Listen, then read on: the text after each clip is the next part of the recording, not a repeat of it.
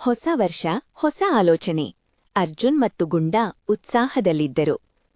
ಈ ವರ್ಷ ನಾನು ಒಳ್ಳೆಯ ಸಂಕಲ್ಪ ಮಾಡಬೇಕು, ಅರ್ಜುನ್ ಯೋಚಿಸಿದ. ಗುಂಡಾ ಬಾಲ ಆಡಿಸಿ ಒಳ್ಳೆಯ ಸಂಕಲ್ಪ ಎಂದು ಸೂಚಿಸಿತು. ಮೊದಲ ಸಂಕಲ್ಪ, ಆಟ ಮುಗಿದ ಮೇಲೆ ಸಾಮಾನುಗಳನ್ನು ಜೋಡಿಸಿ ಇಡುವುದು. ಅವನ ಕೋಣೆ ಯಾವಾಗಲೂ ಚದುರಿ ಹೋಗಿರುತ್ತಿತ್ತು. ಗುಂಡಾ ಅರ್ಜುನನಿಗೆ ಸಹಾಯ ಮಾಡಿತ್ತು. ಆಟಿಕೆಗಳನ್ನು ಬಾಯಲ್ಲಿ ಹಿಡಿಯಿತ್ತು.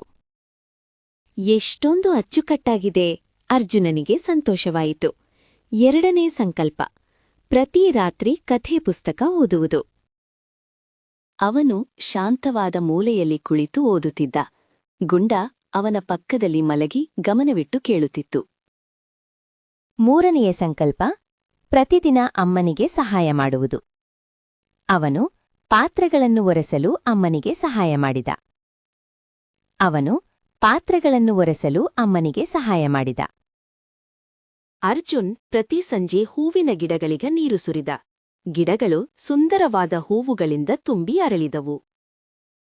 ಐದನೇ ಸಂಕಲ್ಪ, ತನ್ನ ತಿಂಡಿಗಳನ್ನು ಸ್ನೇಹಿತರೊಂದಿಗೆ ಹಂಚಿಕೊಳ್ಳುವುದು.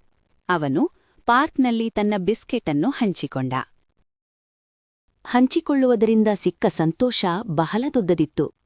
ಆರನೇ ಸಂಕಲ್ಪ, ಪ್ರಾಣಿಗಳಿಗೆ ದಯ ತೋರಿಸುವುದು.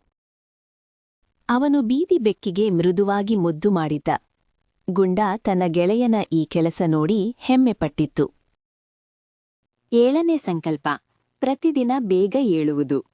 ಗುಂಡಾ ಬೆಳಗ್ಗೆ ಅವನನ್ನು ನಿಧಾನವಾಗಿ ಎಬ್ಬಿಸಿತು. ಅವನು ಎದ್ದು ಸುಂದರವಾದ ಸೂರ್ಯೋದಯವನ್ನು ನೋಡಿದ.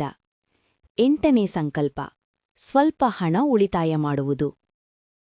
ಅವನು ತನ್ನ ಪಿಗ್ಗಿ ಬ್ಯಾಂಕ್ನೇ ಸಂಕಲ್ಪ, ಸ್ವಲ್ಪ ಹಣ ಉಳಿತಾಯ ಮಾಡುವುದು. ಅವನು ತನ್ನ ಪಿಗ್ಗಿ ಬ್ಯಾಂಕ್ನಲ್ಲಿ ನಾಣ್ಯಗಳನ್ನ ಹಾಕಿದ.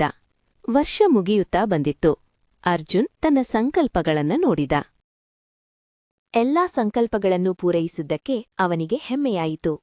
ಒಳ್ಳೆಯ ಸಂಕಲ್ಪಗಳು ಜೀವನವನ್ನು ಸುಂದರವಾಗಿಸುತ್ತವೆ.